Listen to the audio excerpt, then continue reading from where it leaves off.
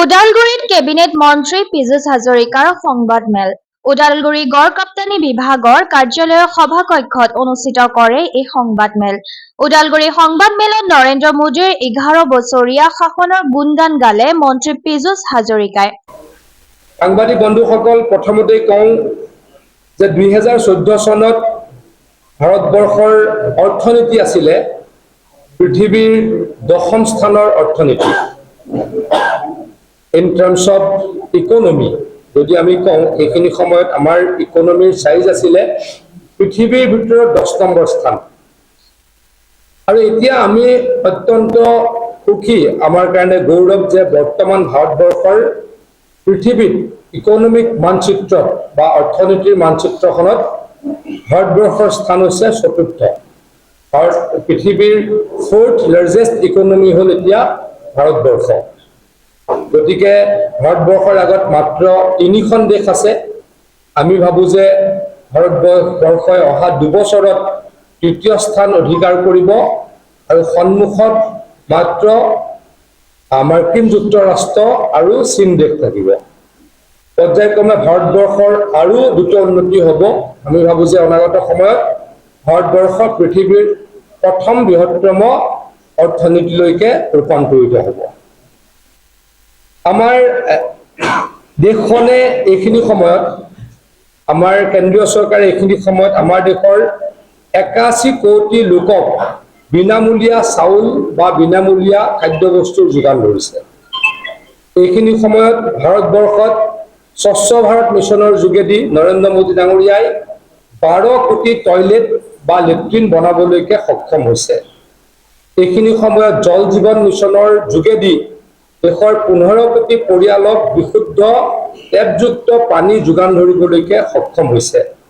মুদ্ৰা যোজনাৰ অধীনত আৰ্থিক স্বাৱলম্বিতাৰ বাবে 52 কোটিতকৈ অধিক লোকক ঋণ প্ৰদান কৰা হৈছে আৰু 68 লাখ ষ্ট্ৰীট ভেণ্ডৰক, মানে আমাৰ যিসকলে পথৰ দাঁতিত ব্যৱসায় কৰে, তেওঁলোকক PM স্বনিধি যোজনাৰ অধীনত সহায় কৰা হৈছে। আজিৰ পৰা 11 বছৰ আগলৈকে যেতিয়া ইন্দিৰা আৱাস যোজনাৰ নামত ঘৰ নিৰ্মিত হৈছিল, তেতিয়া এটা ঘৰৰ মূল্য আছিল ৭৫,০০০ টকা। আৰু আজি এইখিনি সময়ত নৰেন্দ্ৰ মোদী ডাঙৰীয়াই 4 কোটি ঘৰ নিৰ্মাণ কৰিবলৈ সক্ষম হ'ল প্ৰধানমন্ত্ৰী আৱাস যোজনাৰ যোগেদি, আৰু যাৰ মূল্য হ'ল প্ৰায় 1.5 লাখ টকা। শ্ৰদ্ধাৰ সাংবাদিক বন্ধুসকল, আমাৰ দেশখন এখন কৃষি প্ৰধান দেশ।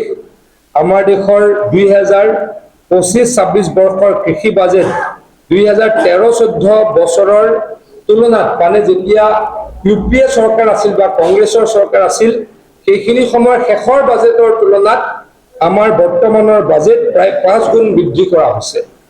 PM কিষাণ যোজনাৰ অধীনত 3.70 লাখ কোটি টকা প্ৰত্যক্ষভাৱে কৃষকৰ বেংক একাউণ্টলৈকে দিয়া হৈছে। আমি সকলোৱে জানো যে এইখিনি সময়ত আমি কৃষক সন্মান নিধিৰ যোগেদি একোজন কৃষকক বছৰত 6,000 টকা দিয়াৰ ব্যৱস্থা কৰিছোঁ।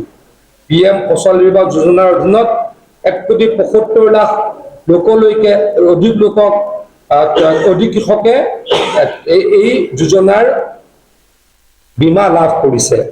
ন্যূনতম সমৰ্থন মূল্যৰ যোগেদি দেশৰ কৃষকসকল লাভান্বিত হৈছে।